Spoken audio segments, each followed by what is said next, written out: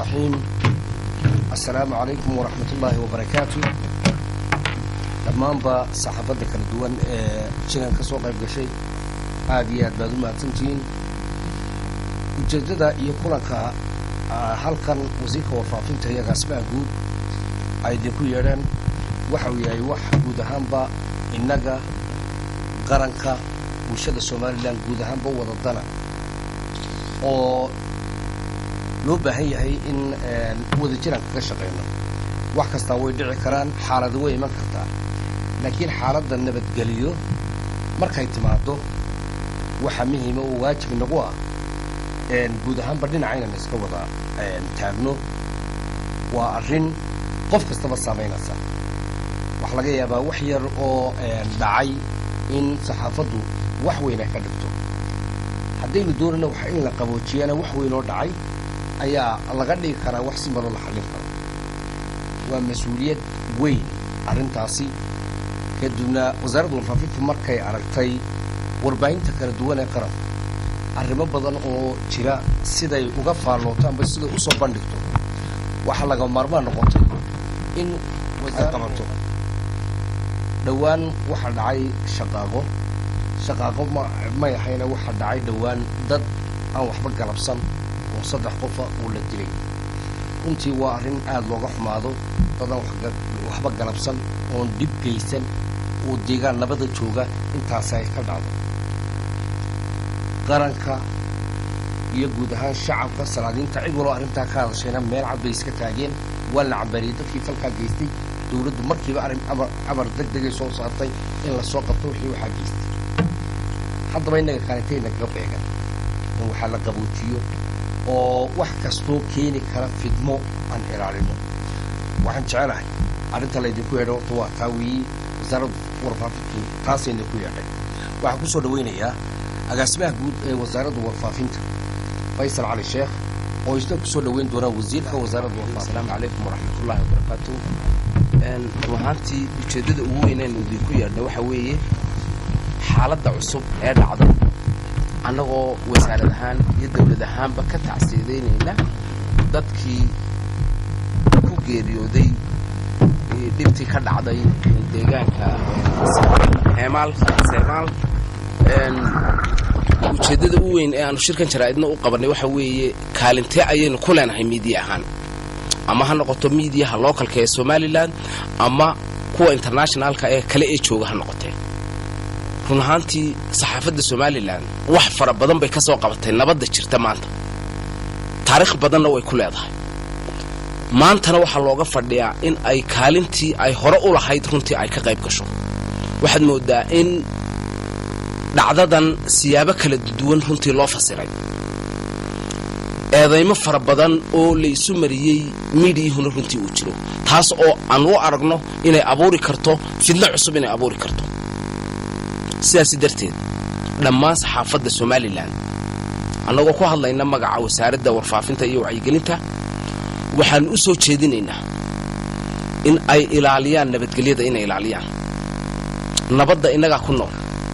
cid kasta oo dhibaato ama fidno ama afxumo keenaysana in ay miidiyaha ka joojiyaan oo aanay ummadda u gudbinin, waayo waa mas'uuliyad runtii ballaaran. qof kasta oo muwaadinana waa wax saamaynaya. marka waxaanu u baahannahay ka saxaafad ahaan mar walba sidii shaqaaqada iyo dhibaatooyinka iyo kuwa kale la midka ee mararka qaarkood dhacaba sidii aynu u dejin lahayn, sidii aynu dhinac uga soo wada jeesan lahayn, sidii aynu dhiigga dadkeenna aynu u badbaadin lahayn. waxa weeye runtii arrin aad mas'uuliyad aad iyo aad u ballaaran weeye. maaha warka maalintaa aad sii daysaa micnaheedu maaha. waxa weeye warkaasi waxaa laga yaabaa inuu raad ku yeesho ummaddan iyo deegaan dhan inuu saamayn karo. ereyga maalin qura aad sheegtaa wax fudud maaha. waynu ognahay diinta islaamku waxay ka tidhi qof hadalkiisa carabkiisa haddii uu laga badbaado, micnihi qofkaasi inuu irtiisa iyo carabkiisa haddii laga badbaado inuu ahlu janno yahay. waxa weeye kolka aad mas'uuliyad hayso, kamarad hayso, qalin hayso, aad haddii ilaahay badankeeda ku leeyahay qaybihii kala duwanaa idaacad hayso, waxa weeye mas'uuliyad ballaaran baa runtii ina saaran. waa inaynu dhammaanteen u wada gutanaa sidii aynu nabadda uga shaqayn lahayn. ciddii dhib wadda ee mashkiladaa samaysana runtii dee sharcigaa la horgeynaya. waayo u baabi'i mayso ummaddu qof si khaldan u fikiraya runtii. marka aad iyo aad baa u mahadsantihiin ka soo qaybgalkiina waanu idin mahad celinaynaa iminkana waxaan ku soo dhaweynayaa wasiirka wasaaradda warfaafinta iyo wacyigelinta mudane axmed cabdi xaabsade. bismillaahi raxmaani raxiim. caawa halkan waxaan idinka salaamayaa dhammaan saxaafadda somalilan. waxaan idin leeyahay assalaamu calaykum waraxmatullaahi wabarakaatu. salaanka bacdi waxaan idiin sheegayaa caawa in dhibaato dhacday. dhibaatadaasu waxa weeye dad aan dembig lahayn oo reer ah oo maato ah in la laayey. dadka laayey ma ahayn dad muwaadiniina, ma ahayn, waa dad fidmadoonay ahaayeen, fidmay doonayeen. taasuna waxa weeye wax dalka iyo dadka ummadda oo dhan gaadhsiin kara dhibaato. dhibaatadana waxaa la yidhi waa hurdaaya kii toosiya ilaahay ha ka jisaa isiiyo, ha toosin dhibaato. waxaan leeyahay saxaafadda caawo, waxaan leeyahay saxaafaddu laba af bay leedahay. midna waxbay ku dishaa, midna waxbay ku noolaysaa. tanu maaha tii wax ku dili lahayd, maaha. tanu waa tii aad wax ku noolayn lahayd. dalkeennu waad og tihiin oo aqoonsi ma haysto. waxaynu baadi doonaynaa inaynu aqoonsi hello. aqoonsi inaynu hello yaynu baadi doonaynaa. haddaynu innaku dhibaatadii ka qayb qaadanno dee ummaddiina waa gaadhaysaa, inina wayna gaadhaysaa, cid walbana waa gaadhaysaa. waxaan idin leeyahay bal horta bal marka ugu horraysa dhibaatada tan idinku inaad damisaan mooyaane ha ka qayb qaadanina. dad baa si xun wax u sheegay, ama ha noqdeen dad shacaba ama ha noqdeen saxaafadaha qaarkoodba, oo arrintii buunbuuniyey oo ballaadhiyey oo eedeeyey oo cid walba eedeeyey. eeddaas looma baahna. xukuumaddu eedkuma laha. arrinta tan waa arrin nin xumay sameeyey. waxay xukuumaddu markiiba tallaabo ka qaaday in ay amar ka bixiso in la soo qabto nimankii waxaa sameeyey. waxaan leeyahay yaynaan dabkii baxay inankoo dab ku darin. dabkii baxay yaynaan dab ku darin. waxaan u soo jeedinayaa deegaanka muxuu ahaa Kalabaydh iyo muxuu ahaa Boorame dirkaba waxaan u soo jeedinayaa war dhibaataa dhacday. dhibaatadaasuna mid tala lahayn maaha. waxa weeye mid nin xumi ku kacay. dil baa dhacay. yaynaan dilkaa dil kale ku darin. dilkaas yaynaan dil kale ku darin. dil sidiisuba khayr ma leh. ilaahay baa nacdalay. ilaahay baa dil camdiya nacdalay. if iyo aakhiraba wuxuu helayaa jasaa'igiisuu helayaa. arrintan waa la qaban doonaa, waa laga heshiin doonaa. dhib kastoo dhacda sideeda bannaanba aakhirka waxay noqonaysaa in laga heshiiyo. laakiin ciddii dhimatay dee laga heshiin maayo. waxaan leenahay amarkanu waa amar iska dhaca. amarkanu waa qoraa, wuu hore uu qoraa. waxa weeye wax soo jiray oo hadda dhici lahaa cidina ma joojin karto.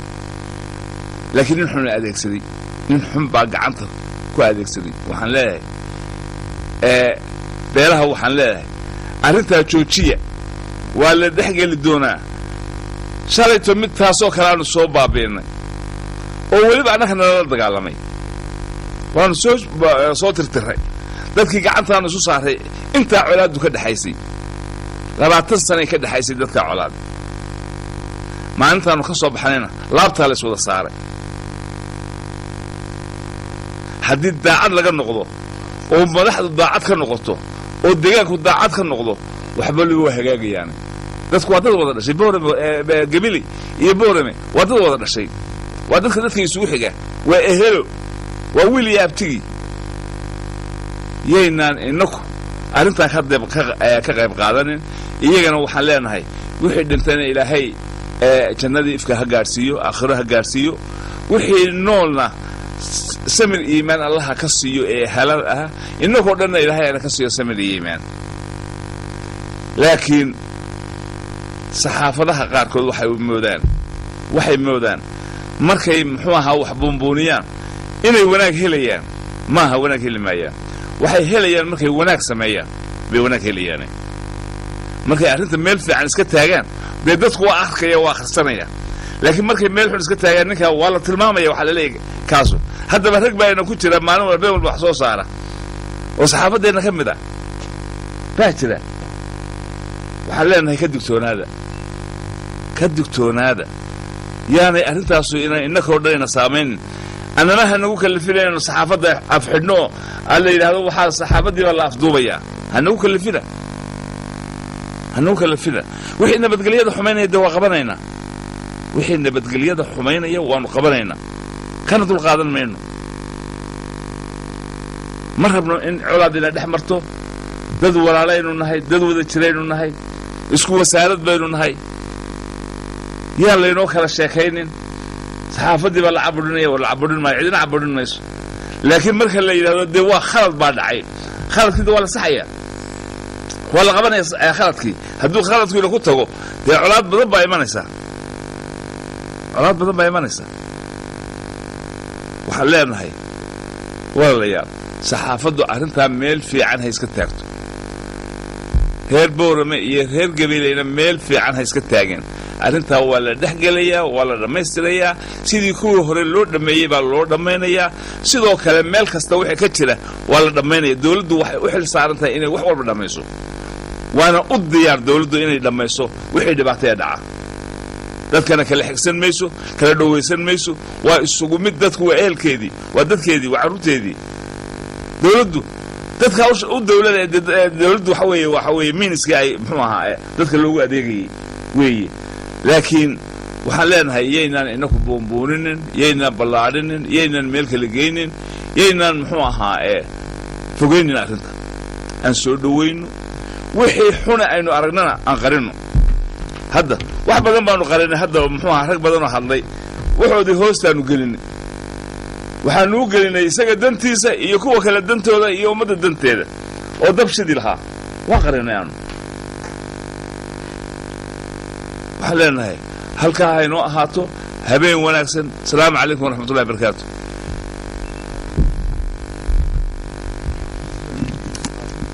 weydiiye waxaad weydiinaysaa.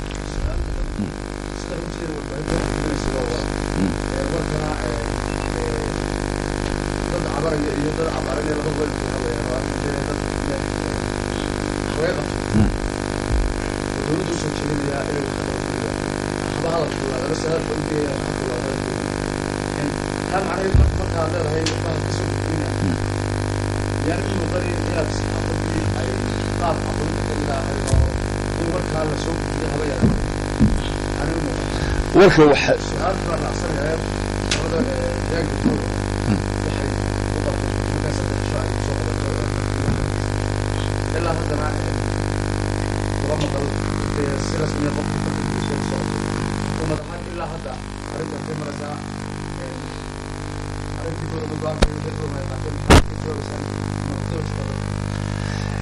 bal horta sideeda bannaan haddii wax xun lagu hadlo in la sheegayo inaan la sheegin keebaa fiican. waxaa fiican inaan la sheegin. maxaa yeelay dab kale ay sii horinaysaa, dhibaato kale ay sii dhalaysaa. marka saxaafaddii ma aha caburin, maaha diidma, maaha waxaa weeye yaynaan dab shidin. aan dabkii qaboojinno oo halkaad ka sheegi lahayd ha sheegin, ama si kale oo habboon oo muxuu ahaa tii ka qabow u dheh. taas waa taa. dadkii muxuu ahaa dawladdu ballankay qaaday waa ku maqan tahay. dawladdu waa la gurmaday. ilaa iyo wasiiradii oo dhanma way tageen. ciidankii wuu tegey, waa lagu daba jiraa. laakiin dee nin dhuumanaya lagu eegi maayo, muxuu ahaa telefishan lagu eegi maayo. waa cararaya. waa nin og in la qabanayo oo la dilayo weliba. marka dawladdu way soo qabanaysaa. meel kastaba ha tagay waa ka daba tegaysaa. meel kasta ha aado. hadduu etoobiya galo waa ka daba tegaynaa. hadduu meel kale aado waa ka daba tegaynaa. waa la raadinayaa. qaarna waynoo xidhan. rag waaweyn baa xidhan oo la tuhmayo inay muxuu ahaa arrintaas lug ku lahaayeen. waa la xidhan yihiin. waxaa laga yaaba kuwo kale in la xidho. laakiin dee yaan la degdegsanin. saddex casho waa wax yar weeye nin baxsanaya dee cidina soo muxuu ahaa saddex casho way adagtay si loogu soo qabto laakiin qaar waxaa la sheegayaa inay sii marayaan muxuu ahaa hayhaata yaa la tilmaamay marka dawladdu waa ku maqan tahay wayna ballan qaaday inay soo qabato in yar haddaan kelmaddaa ku noqdo wasiirka taa hore waxa weeye saxaafadda lama caburinayo laakiin wixii balaayo sheegaya ee maanta problemkaa taagan ka hadlaya waxa weeye saxaafaddu inay dhulka dhigto wixii wanaagga kobcinayana inay qaadato taan u soo jeedina annagu waa taa laakiin ma lihin war lagama qori karo taa macnaheedu ma aha wanaagga ka qora isu soo dhowaynta ka qora sidii dhibaatadaa loo damin lahaa ka qora oo ka sheega oo ka baahiya laakiin wixii fidna kicinaya ama tanaa dhici ama tanaa dhici waxaa ka daaya if iyo aakhiratoona uma wanaagsanay taanu ka hadlaynana waa taa